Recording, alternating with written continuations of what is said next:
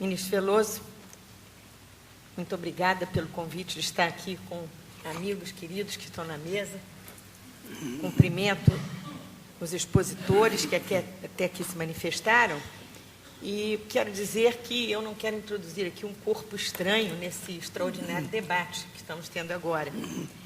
Inclusive por uma razão, porque eu acredito que a maioria da população brasileira, e todos os que estão aqui hoje, tem a consciência de que quando esse movimento eclodiu, ele despertou no coração de cada um de nós um grande alívio. A bolha do que está tudo bem, ela estourou e nós nos vimos obrigados a pensar o que não vai bem, o que precisamos fazer para que as coisas melhorem.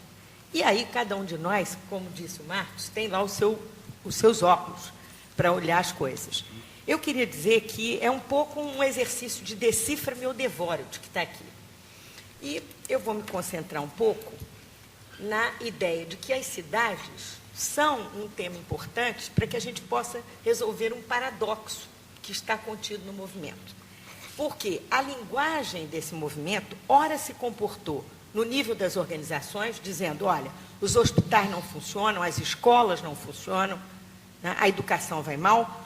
Ora, o movimento propõe uma nova maneira de fazer as coisas, as instituições vão mal, portanto, há uma necessidade de governança, de fazer de outro jeito, com mais transparência, não é? Com mais inteligência, com mais transversalidade, em rede, sim, porque a linguagem das redes é a linguagem que, desde 92, circula pelo mundo da sustentabilidade. Então, há uma crise institucional junto com uma crise organizacional que precisa ser respondida.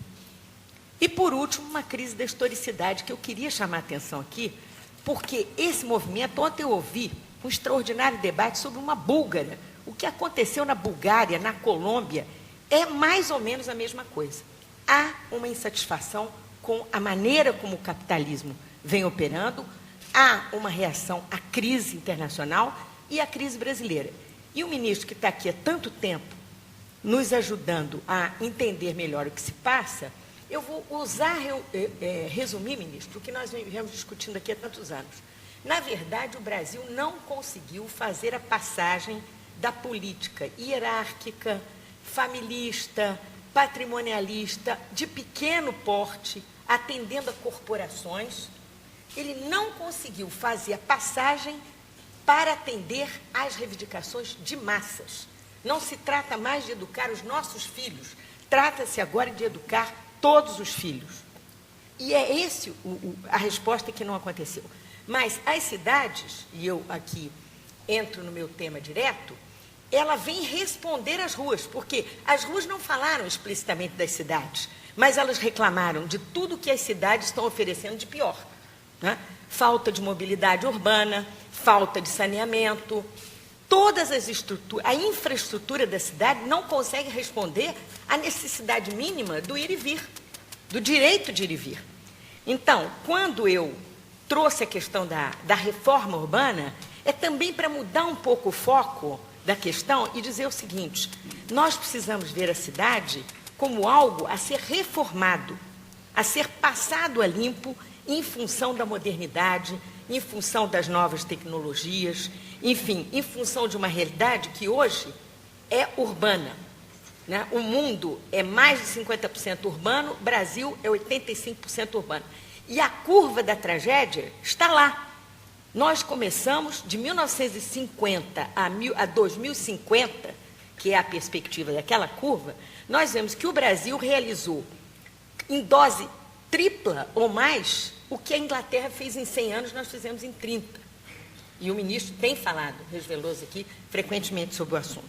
Então, é esse o desafio. Como atender a um número enorme de pessoas, porque são 77 milhões nas 100 maiores cidades brasileiras. E nós não temos instituições para tratar disso, porque o nosso federalismo não se interessa pelas grandes cidades, e muito menos pelas metrópoles. Nós não temos regiões metropolitanas funcionando, e esse é um tema da minha preferência nesse momento. Tenho uma comissão de governança metropolitana na Assembleia Legislativa para resolver esse paradoxo de que somos 11 milhões e nos comportamos como se fôssemos 6 milhões na cidade do Rio de Janeiro. E o resto? Né? Então, a agência metropolitana é algo que ninguém sabe como fazer. E um fundo metropolitano é impensável, porque o dinheiro, a cidade é local, mas o dinheiro vem de Brasília. E nós não temos uma estrutura institucional nem para atender uma coisa, nem para atender a outra. Temos, sim, planos diretores nas cidades. Temos todo um aparato de mecanismos do Estatuto da Cidade à disposição, eles são 8. Não usamos nem, só usamos outorga onerosa e olhe lá. IPTU progressivo para resolver problema urbano, vazios urbanos, não usamos.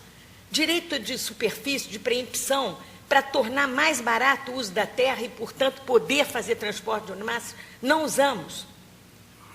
Enfim, operações urbanas consorciadas é um parto dificílimo. E mais, nós não temos a transparência. Eu vou dar aqui uma declaração pública que vai horrorizar todos os que me ouvem, tenho certeza.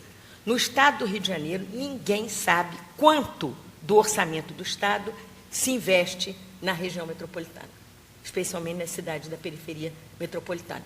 Não temos mecanismos para isso. Então, temos que ter, sim, orçamento regionalizado, descentralização, formas de participação que não sejam apenas a projeção dos interesses partidários.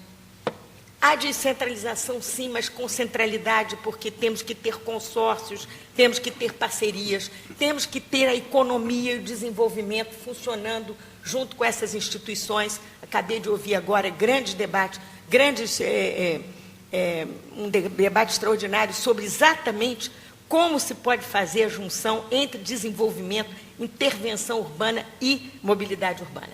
Mas vamos justamente ao ponto. A infraestrutura, que é basicamente mobilidade urbana, saneamento e habitação, ela é tratada de maneira isolada. Então, a grande questão é a transversalidade, uma palavra que eu sei que o Luiz Eduardo gosta muito, eu também.